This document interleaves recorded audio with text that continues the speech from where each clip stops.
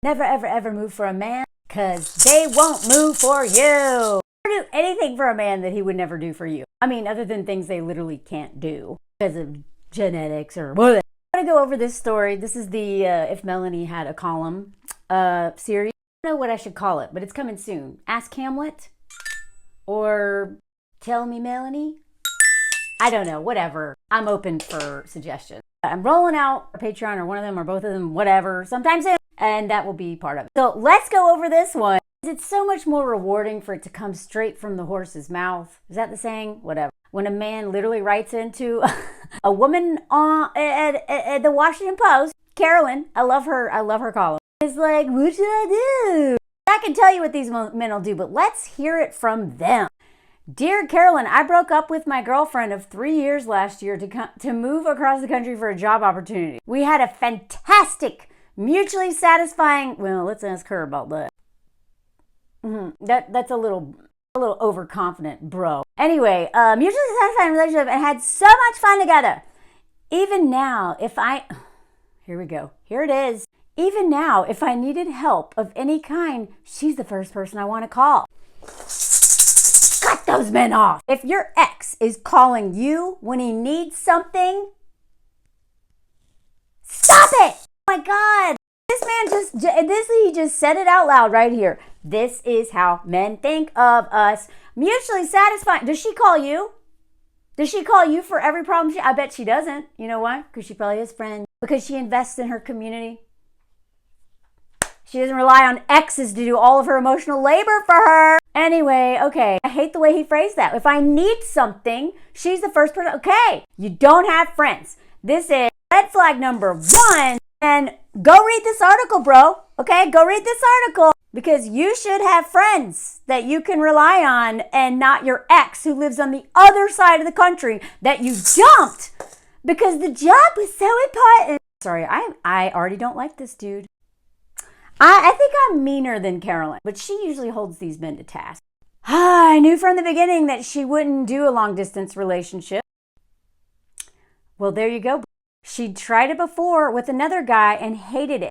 I never thought I'd move away, but I applied for a really here we go, long shot job at my current company, and surprise, surprise, I got it. I could not pass this opportunity up. I just couldn't. I could not. It would have killed my career, and then, in a way, me. This right here shows me this man, this is why you need to be careful. Men who are like, yeah, I don't want kids, and then all of a sudden, they change their mind. Right? Well, I swear to God, men love to be the one to change us into doing something that we don't want. This is like a game to them. You literally knew what you signed up for. You knew this would be a no-go. And then what encouraged you to apply to that? What inspired you to do that? Right? That was an active choice. And you could never have gotten another job where you live. Like, he's being dramatic here. I'm going to kill my career. Okay. She took it really well. Wow. She sounds great. You really messed up, bro. When I told her last August, we agreed to stay together until the end, but I sort of, here we go. God, I hate you. But I sort of closed off because our relationship had an expiration date. What's the point of pouring into a woman that I can't get anything from later on, even though I still call her on the other side of the country when I need something? But I just abandoned her anyway because she's not useful to me. And we split in October. But we still keep in touch. Okay, whoever this woman is, cut him off. Cut him off. This is where I'm going to hold her to task. Cut these men off. What? They are using you. I promise you, she is not relying on him for help. I would be willing to bet she is calling all her friends that she pours into. You know, maybe even her mom, her sister, somebody. She's not calling him. I would be willing to bet money she's not calling him. He's calling her. She shouldn't have stayed in touch with him. Unless she really, really loved him and thought maybe he would move back for her. But I love that she didn't move for him. It was like, But we still keep in touch, and I even spent Christmas with her. Where's your family, bro? Where's your family? Okay, this man is alone. This man has nobody. I bet he doesn't even love this woman. He just wants somebody. And she's fun. What do you say up here? Let's go back. We had a fantastic, mutually satisfying relationship and had so much fun together. And she's the person I can call when I need something. This sounds like a terrible deal for her. What is she getting? What are you doing for her? Because right now it just sounds fun and satisfying, and you assume because you're satisfied that she's satisfied, maybe because she never complained. But she didn't seem all that heartbroken that you moved across the country, so maybe she's like, okay, whatever, bye. Oh, I spent Christmas with her and her family. Don't bring your ex-boyfriends to your Christmas. Stop investing any time. This is where she's going wrong, okay? Stop doing this. He's not your friend. He's literally only in your life because he doesn't have friends. And it sounds like he doesn't even have a family. Now here I am in my shiny new job and apartment, and she's all I think about because you don't have friends. I bet you he doesn't even love her, y'all. Do not let men convince you that you're just so amazing and they love you so much, but at the first chance, they took a job on the other side of the country knowing that you wouldn't follow them or testing to see if you would follow them.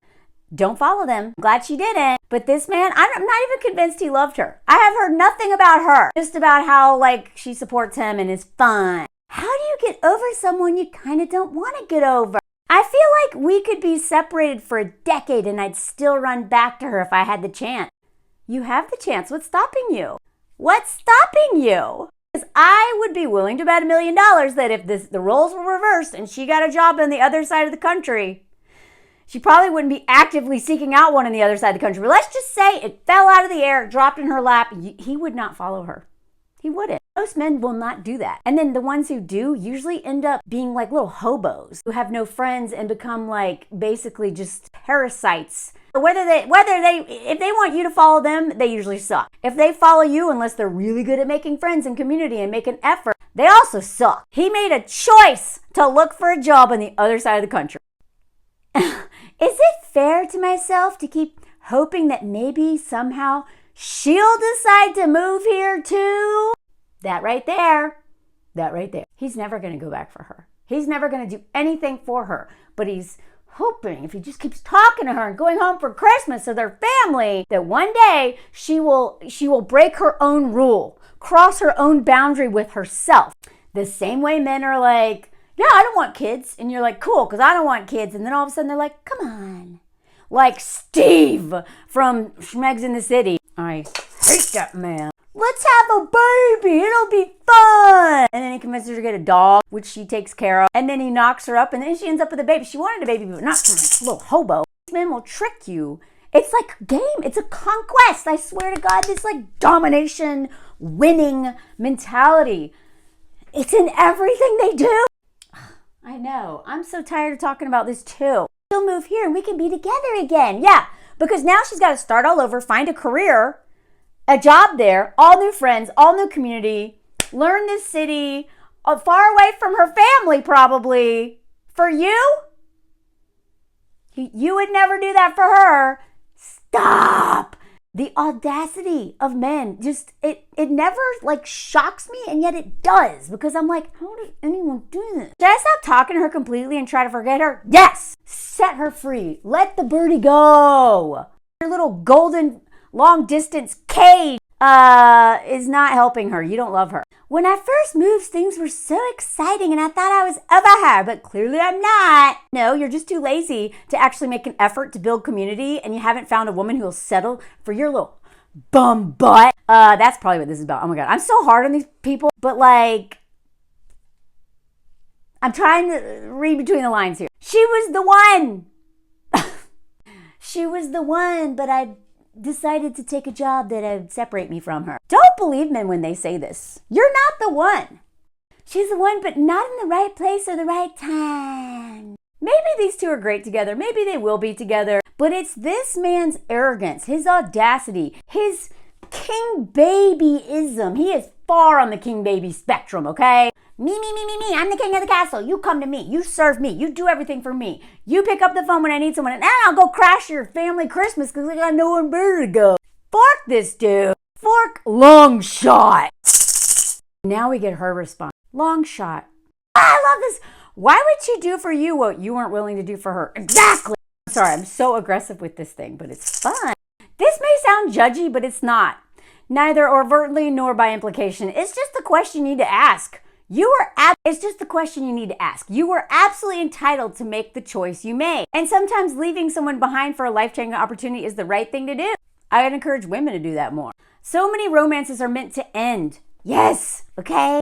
Especially the ones we start before we understand who we are and what we want in life. Yes, I love her advice. Especially, I don't know these people's age, but they could be like in their early 20s or mid 20s. If that's the case, like, you do you. Because if this was actually that important to him, he would probably end up resenting her. So my problem is that he thinks she's the one.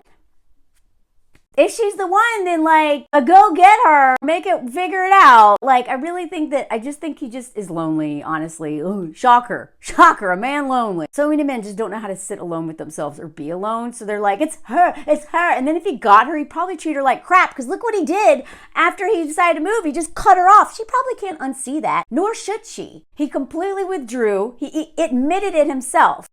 So yeah, dude, you're lonely. You're lonely. Maybe this is limerence. Just leave her alone.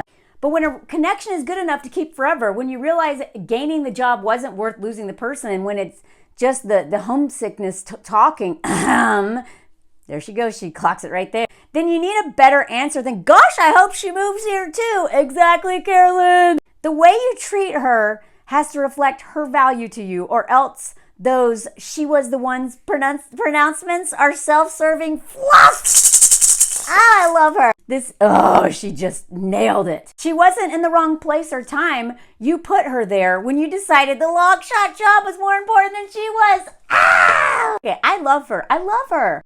So that's where my advice starts. Listen carefully to your feelings. Listen to what they told you to do before you moved, what they're telling you to do now, and what changed in between.